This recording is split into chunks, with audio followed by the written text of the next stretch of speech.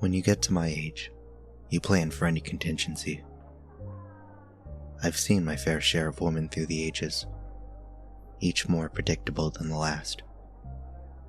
But this one? Something about this girl is wrong. Katrina. I've been courting women for a long time. To put it simply, I've almost grown bored of the game. Countless girls and not to my bedpost, as many so eloquently put it. But her? Well, she was an interesting one.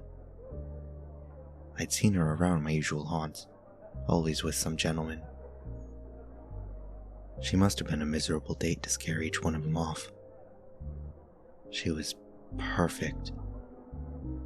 Something told me this petite woman with the short black hair would not be missed. Just another notch. To my surprise, she was the one to approach me for an initial date. I felt sorry for the poor thing, so naturally, I obliged. She requested we meet up at the bar we both frequent. I had no qualms with this. It was my preferred hunting ground anyways. Plenty of distractions. Gets them relaxed. I showed up a touch later than our scheduled rendezvous time. I find it puts them on the back foot. Makes them think I have better things to do. Makes them desperate. Katrina, however, seemed unperturbed at the bar. Sorry I'm late. I lost track of time, I offered, taking a seat next to her. Oh, it's fine. Her laugh felt slightly forced. I couldn't help but smile. Well, least I could do is get you a drink. Pick your poison. I waved the bartender over, eager to start sedating my next meal. Corona, please, with lime. I gave a nod and relayed her request to the bartender. Drank in front of her, I cleared my throat. So, Katrina, seen you around before. Surprised you go for a guy like me. I do my best to sound flattered. It helps catch them relaxed if they think they're in control. Another one of her curt laughs. Have you not seen yourself? A guy like you? What, you mean like attractive? Don't sell yourself short. From the look she gave me, if my heart still were beating, there might have been a moment there it would have fluttered. Well, that's wondrous praise, coming from a prize such as yourself. Speaking of, tell me a little about yourself. I'd like to see what I've won. I lowered my voice to a smooth velvet lullaby. Oh god, I hate small talk. I'm so bad at it. Her laugh drew me in once more, like a current out to sea. Why don't we just get to know each other naturally? Oh, hey, aren't you getting a drink too? The drink, right. After countless times of doing this, the excuse flowed naturally from my cold lips. Oh, sure. I might join a little later. But she was already waving the bartender down. He placed a bottle in front of me, vapor rising from the top. She was insistent, I'll give her that. The undead can eat and drink, despite what the myths might say otherwise. Just doesn't do anything for us. No meal leaves me satisfied. No drink gives me a buzz. I found myself staring at the one thing that does rejuvenate me, imagining the veins just underneath the surface of her neck. Little tubes of ambrosia. The clatter of plastic hitting the floor snapped me back out of my daydream. Her lighter slid across the stained floor of the bar. Not to worry, I'll get it. With haste, I rose, moving to where it had landed. I picked up the plastic tube, brushing off the bits of peanut shell and dust that I had collided with. I turned, and there she was, lips already puckered with a cigarette held firmly between her ruby red lips. I closed the distance, flicking the lighter on with a spark of heat. The flame embraced the tip of the cigarette, and she drew in her breath. She sighed in relief, the smoke from her mouth almost encircling my presence like an ethereal snare. You know those things are bad for you, right? I raised my eyebrow, teasing her. Not like it mattered. Might as well let her have her last cigarette, right? It shouldn't ruin the flavor. Yeah, well, maybe I like things that are bad for me. Something about her smile caused me to falter. She was a charmer. I thought for a moment of making her one of my brides. Maybe she had a spot beside me for years and years. I shook away that thought. The undead bride idea never ends well. Better to stalk alone. I noticed her wandering eyes, and I followed them to a secluded booth in the quiet part of the bar. The perfect trap. I could barely contain my delight when I heard her speak up. Why don't we move somewhere a little bit more comfortable? She gave a little nod of her head. I'd love nothing more. I gave my practiced smile, being careful not to reveal my fangs, and I led her by the arm like a gentleman towards the booth. I could feel the warmth of her skin against mine. She shuddered. Sorry. Sometimes I feel like I'm cold-blooded. I laughed. Anything to distract her from the signs of her imminent danger. From here, it would be rather simple. A longing, hypnotic gaze. A simple suggestion. And she would be all mine. A dance played out many times, through many years. She sat across from me in the isolated booth. I took a moment to inspect my catch. Despite my initial disdain, there was something about this one. A fresh cut of meat, eager to hop onto the butcher table. She clearly wasn't enough for a filling feast, but my mind shuddered at the anticipated quality. I would savor this one, ounce by ounce. I noticed her staring at my drink. For now, I would play along. I raised my beer in a toast. To an unforgettable night. I let the words flow like thick, rich honey before bringing the bottle to my lips. With a swig, the amber liquid poured into my mouth, coating my tongue, slinking down my throat.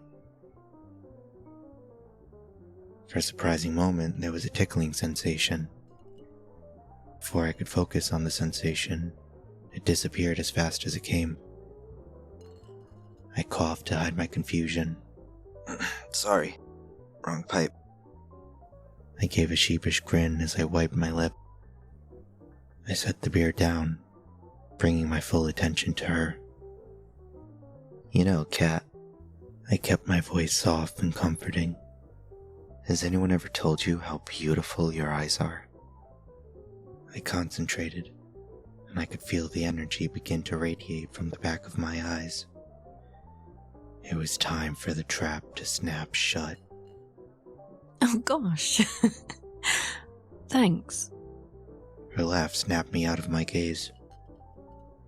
I blinked in confusion. That should have worked. It always works. But she wasn't looking at me, not really. She seemed focused elsewhere. I could feel the pangs of my primeval hunger crawl through me. She wasn't off the hook yet, but before I could try again, she piped up. Why don't we play a little drinking game? It's called Never Have I Ever, and it's a really fun way to get to know someone. A laugh escaped my lips. A drinking game? How quaint. I shrugged, grabbing my beer once more. At the very least, getting her drunk might make it easier to mesmerize her. Very well then. Remind me how the game is played. Oh, it's super easy. We take turns, each saying a thing that we've never done. And if the other person has done it, they have to drink. Sounds simple enough. Ready when you are, Kat. I smiled. It was just a matter of time. I can indulge her in a bit of fun before she's mine. Cool. I'll go first then. Never have I ever lied about my age. I let out a laugh and took a sip. She'd probably think it was because I lied about being older. She'd probably be stunned to know I recently celebrated my 228th birthday a month ago. If I remember correctly, I brought 2 women home that night. Some rich folk from a very high-class party. They were exquisite, like fine wine. Oh, got one on the first try. So why'd you lie? To pretend to be older or younger? Younger. She raised an eyebrow at me. I shrugged. What? Don't look at me like that. I keep up my appearances is all. She didn't seem fully convinced by that answer, but it didn't matter. It was my turn. Inspecting her carefully, I noticed a line on her finger. I decided to bend the rules a little in my favor. Never have I ever been married. Sure, I was married a long, long time ago. But she didn't need to know that. She just needed to drink. Good one. She laughed. I watched as she brought the beer to her lips, and in a fluid motion, she took a healthy sip. I decided to press further. I needed to know if anyone would be looking for her after that night. Oh? What happened? I mean, if you don't mind me asking. It's fine. She cut me off. I saw her wrestle with some emotion. We were young and stupid, and we tried to make it work, but we just grew apart. There was hesitation in her voice. I could sense her pulse increase, the nectar in her veins sprinting through her body. I struck a nerve. Delightful. But seriously, a guy like you, never been married? I find that hard to believe. I smiled politely, waving my hand dismissively. Very focused on my work. You understand. Then why date? I mean, if you don't have time for it. I decided it was time to settle down and meet the perfect partner. Someone full of... I paused for a moment, my ears picking up on her heartbeat once again. Life. Fair enough. She grinned, as if she had an ace up her sleeve. My turn again. Never have I ever slept with someone on the first date. I shrugged and downed the rest of my cool beer. I brought almost all my dates home. They keep longer in the freezer. It's only on days when I'm famished that I'll drain them dry before I even make it back to my residence. I watched her carefully. By now she should have loosened up a bit. But try as I might to get a solid read on her, I could feel her heart rate continue to increase. Whatever was going on in her mind, she was too wired, too anxious to be lulled by my gaze. I'd have to try a different tactic. Isolating her. Say, Kat, it's getting a bit crowded in here. Are you up for some fresh air? I think a walk could do us good. Actually, Donnie, that sounds perfect. Ugh, what a terrible nickname. I smiled, trying to hide my relief. At least this would make things easier. By now I should have had her wrapped around my finger. Yet she proved more resilient. It didn't matter in the long run. Once we were far enough away from the other people, I was confident I could strike quickly. I watched her light up another cigarette, and I opened the back door for her, as a gentleman should. So, where are we going? Oh, I figured we can go back to my place. I've got a bottle of wine we could dip into. I had to give it a shot. Most women I've been with will jump at an opportunity to see what kind of place I live in. I'm not that kind of girl.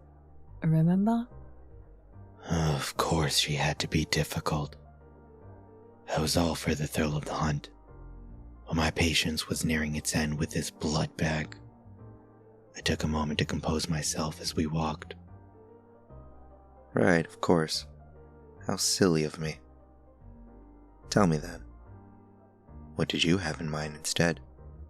She took a drag from her cigarette, making me wait for an answer. I couldn't believe she thought she had any leverage here. How foolish she was. Let's walk down to the pier. You can see the stars so much better out there, and I just love looking at the water. Come on, it will be romantic. What do you think? I paused and scratched the back of my head, giving her a taste of her own medicine. I could hear her heart continue to pound loudly. There's someone so calm on the outside. She really was a strange mess on the inside. That sounds wonderful. Shall we then? I had already thought of getting her under the pier. A feast by the water did sound lovely. We walked mostly in silence, cool night air drifting across my pale skin. Though I couldn't feel it, judging by her reaction, I could tell it was a bit chilly. Dock in sight, I test the waters once more. You look freezing. Here, take this. I took off my jacket and stood behind Katrina. Gently, I placed the coat on her shoulders. I kept my hands on her shoulders, squeezing gently. I saw an opportunity present itself. Her neck laid bare.